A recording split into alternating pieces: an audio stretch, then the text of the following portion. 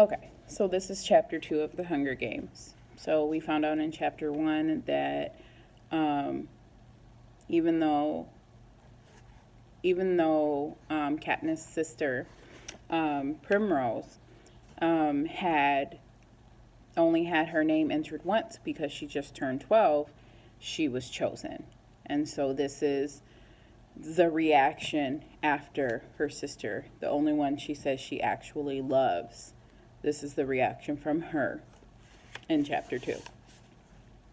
One time, when I was in a blind in a tree waiting motionless for game to wander by, I dozed off and fell 10 feet to the ground, landing on my back. It was as if the impact had knocked every wisp of air from my lungs, and I lay there struggling to inhale, to exhale, to do anything. That's how I feel now, trying to remember how to breathe, unable to speak, totally stunned as the name bounces around in the inside of my skull. Someone is gripping my arm, a boy from the seam, and I think maybe I started to fall and he caught me. There must have been some mistake. This can't be happening. Prim was one slip of paper in thousands. Her chances of being chosen so remote that I'd not even bothered to worry about her. Hadn't I done everything? Taken the tesserae, refused to let her do the same, one slip in thousands. The odds had been entirely in her favor. But it hadn't mattered. Somewhere far away, I can hear the crowd murmuring unhappily, as they always do when a 12-year-old gets chosen because no one thinks this is fair.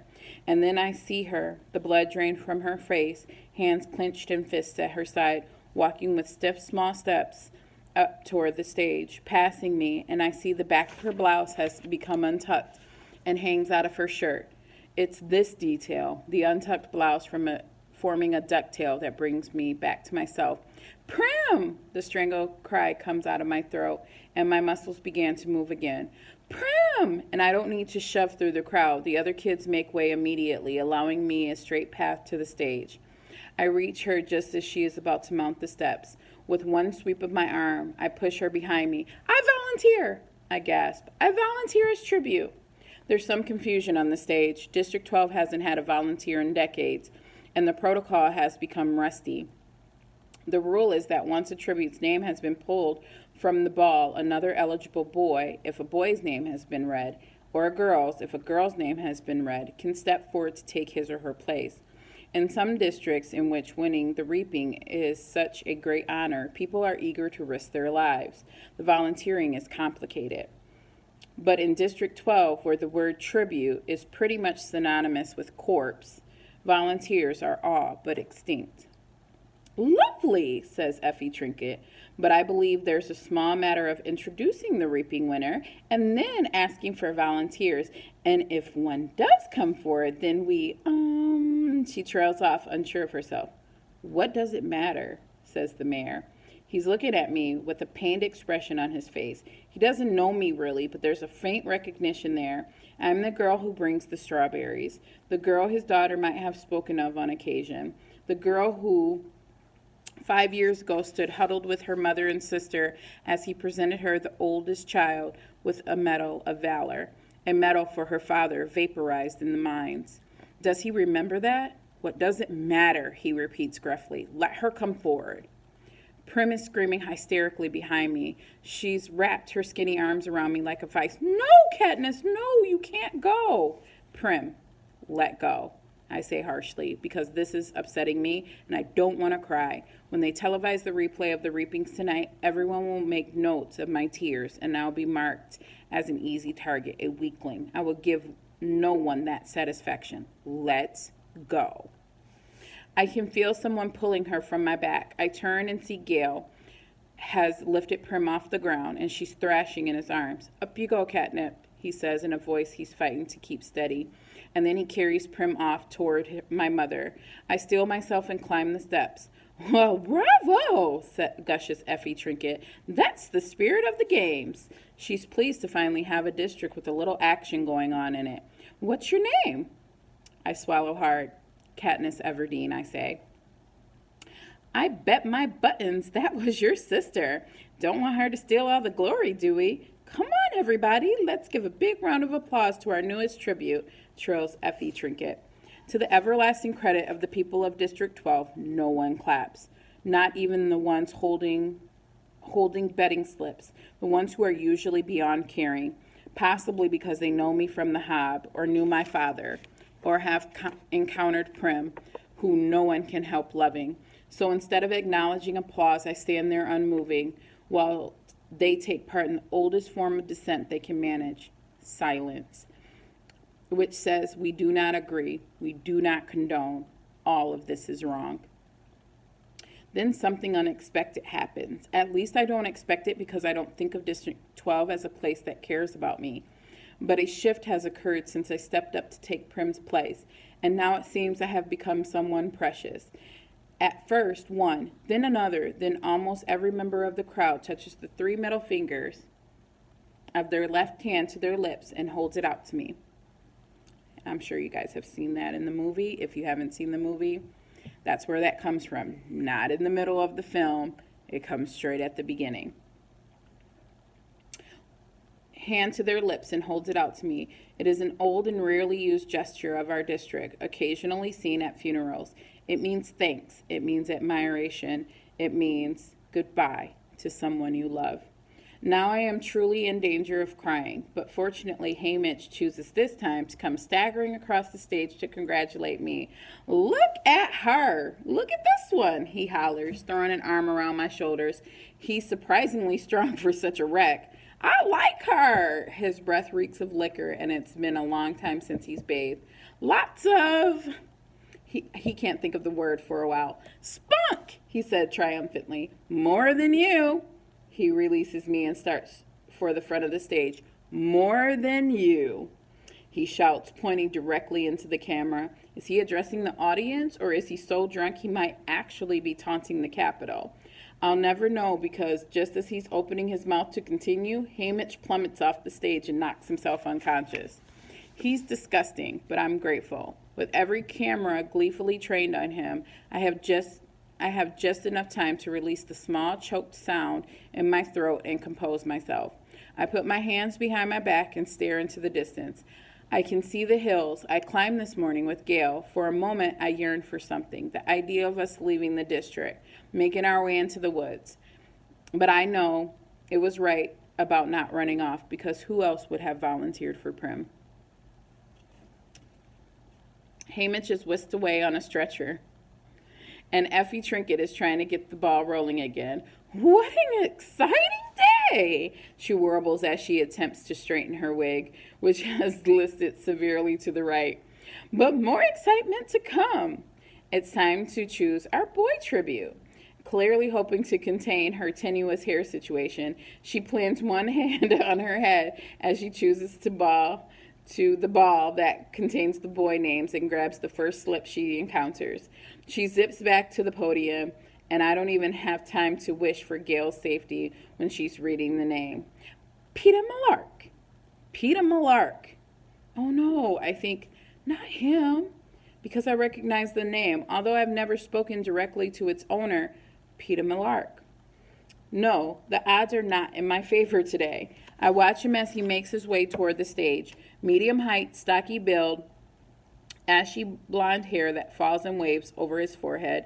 The shock of the moment is registering on his face. You can see his struggle to remain emotionless, but his blue eyes show the alarm I've seen so often in Prey. Yet he climbs steadily onto the stage and takes his place. Effie Trinket asks for volunteers, but no one steps forward. He has 2 older brothers, I know. I've seen them in the bakery, but one is probably too old now to volunteer, and the other one won't. This is standard. Family devotion only goes so far for people on the reaping day. What I did was a radical thing. The mayor begins to read the long, dull treaty of treason, as he does every year at this point. It's required. But I'm not listening to a word. Why him, I think. Then I try to convince myself it doesn't matter. Peter Millark and I are not friends, not even neighbors. We don't speak. Our only real interaction happened years ago. He's probably forgotten it, but I haven't, and I know I never will. It was during the worst time. My father had been killed in the mine accident 3 months earlier in the bitterest January anyone could remember. The numbness of his loss had passed, and the pain would hit me out of nowhere, doubling me over, racking my body with sobs. "Where are you?" And I would cry out in my mind, "Where have you gone?" Of course, there was never any answer. The district had given us a small amount of money as compensation for his death, enough to cover 1 month of grieving, at which time my mother would be expected to get a job.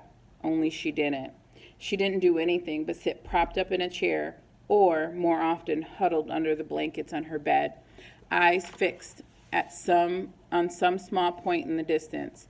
Once in a while she'd stir, get up as if moved by some urgent purpose, only to then collapse back into stillness. No amount of pleading from Prim seemed to affect her. I was terrified. I suppose now that my mother was locked in some dark world of sadness, but at the time, all I knew was that I had lost not only a father, but a mother as well. At 11 years old, with Prim just 7, I took over as head of the family. That's tough. There was no choice. I brought our food to the market, and cooked it as best as I could. I tried to keep Prim and myself looking presentable, because if it had become known that my mother could no longer take care of us, the district would have taken us away from her and placed us in the community home. I'd grown up seeing those home kids at school, the sadness, the marks of angry hands on their faces, the hopelessness that curled their shoulders forward.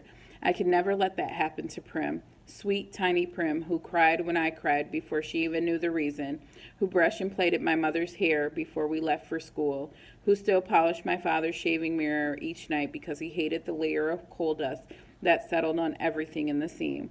The community home would crush her like a bug, so I kept our predicament a secret. But the money ran out, and we were slowly starving to death.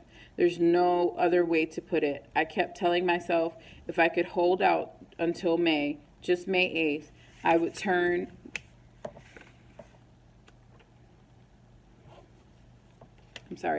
12 and be able to sign up for the Tesserae and get that precious grain and oil to feed us. Only there were still several weeks to go. We could well be dead by then. Starvation's not an uncommon fate in District 12.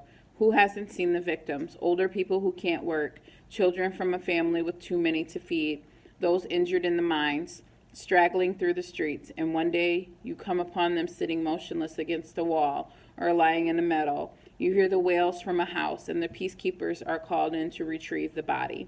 Starvation is never the cause of death officially. It's always the flu or exposure or pneumonia, but that fools no one.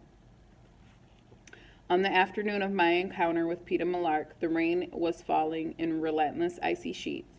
I had been in town trying to trade some threadbare old baby clothes of Prim's in the public market, but there were no takers. Although I had been to the Hob on several occasions with my father, I was too frightened to venture into that rough, gritty place alone. The rain had soaked through my father's hunting jacket, leaving me chilled to the bone.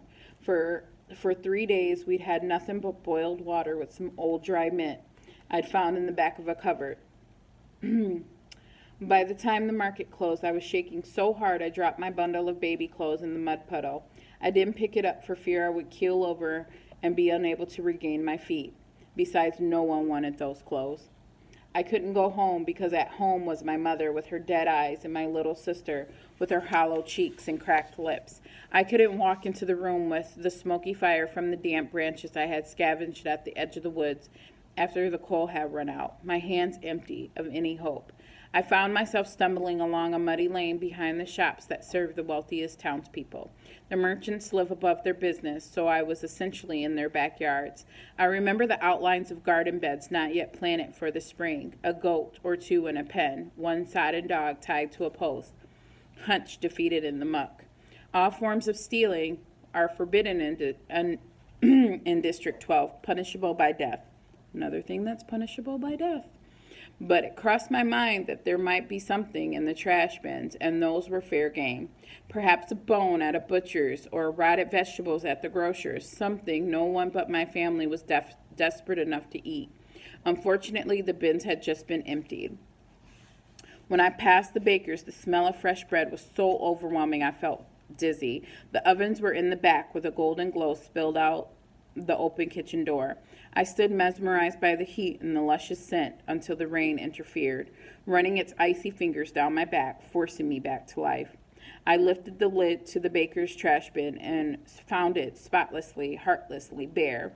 Suddenly, a voice was screaming at me, and I looked up to see the baker's wife telling me to move on, and did I want her to call the peacekeepers, and how sick she was of having those brats from the scene pawing through her trash.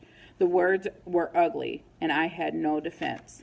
As I carefully replaced the lid and backed away, I noticed him, a boy with blonde hair peering out from behind my mother's back. I'd seen him at school. He was in my year, but I didn't know his name. He stuck with the town kids, so how would I? His mother went back to the bakery grumbling, but he must have been watching me as I made my way behind the pen that held their pig and leaned against the far side of an old apple tree. The realization that I had nothing to take home had sunk in. My knees buckled, and I slid down the tree trunk to its roots. It was too much. I was too sick and weak and tired. Oh, so tired. Let them call the peacekeepers and take us to the community home, I thought. Or better yet, let me die right here in the rain. There was a clatter in the bakery, and I heard the woman screaming again, and the sound of a blow, and I vaguely wondered what was going on. Feet slashed toward me through the mud, and I thought, it's her. She's coming to drive me away with the stick. But it wasn't her. It was the boy. In his arms he carried 2 loaves of bread that must have fallen into the fire because the crusts were scorched black.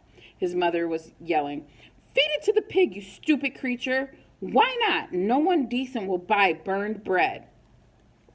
He began to tear off chunks from the burned parts and toss them into the trough, and the front bakery bell rang, and the mother disappeared to help a customer. The boy never even glanced my way, but I was watching him, because of the bread, because of the red wheal that stood out on his cheekbone. What had she hit him with? My parents never hit us. I couldn't even imagine it.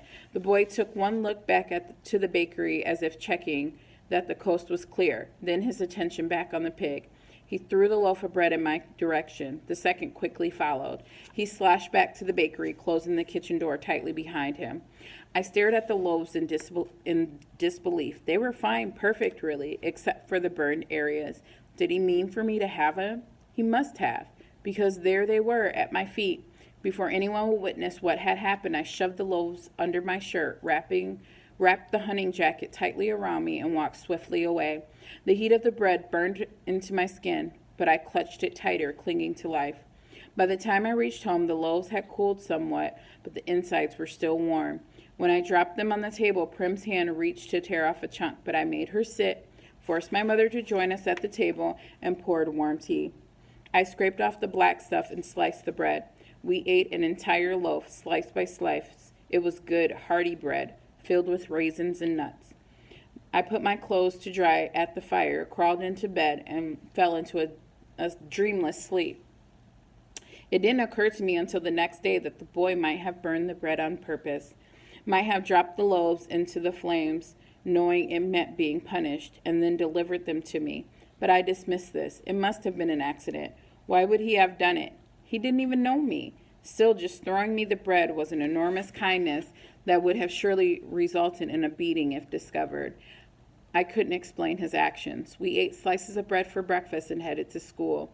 It was as if spring had come overnight. Warm, sweet air, fluffy clouds. At school, I passed the boy in the hall. His cheek had swelled up and his eye had blackened. He was with his friends and didn't acknowledge me in any way. But as I collected Prim and started for home that afternoon, I found him staring at me from across the schoolyard. Our eyes met for only a second. Then he turned his head away. I dropped my gaze, embarrassed, and that's when I saw it, the first dandelion of the year. A bell went off in my head. I thought of the hours spent in the woods with my father, and I knew how we were going to survive. To this day, I can never shake the connection between this boy, Peter Malark, and the bread that gave me hope, and the dandelion that reminded me that I was not doomed. And more than once, I have turned in the school hallway and caught his eyes trained on me, only to quickly flit away. I feel like I owe him something, and I hate owing people. Maybe if I had thanked him at some point, I'd be feeling less conflicted now. I thought about it a couple times, but the opportunity never seemed to present itself, and now it never will. because we're going to be thrown into an arena to fight to the death. Exactly how am I supposed to work in a thank you in there? Somehow it just won't seem sincere if I'm trying to slit his throat. The mayor finishes the dreary treaty of treason and motions for Peeta and me to shake hands. His are as solid and warm as those loaves of bread. Peeta looks at me right in the eye and gives his hand what I think is meant to be a reassuring squeeze. Maybe it's just a nervous spasm. We turn back to face the crowd as the anthem of Panem plays. Oh well, I think. There will be 42 of us. Odds are someone else will kill him before I do. Of course, the odds have not been very dependable as of late. That is the end of chapter 2.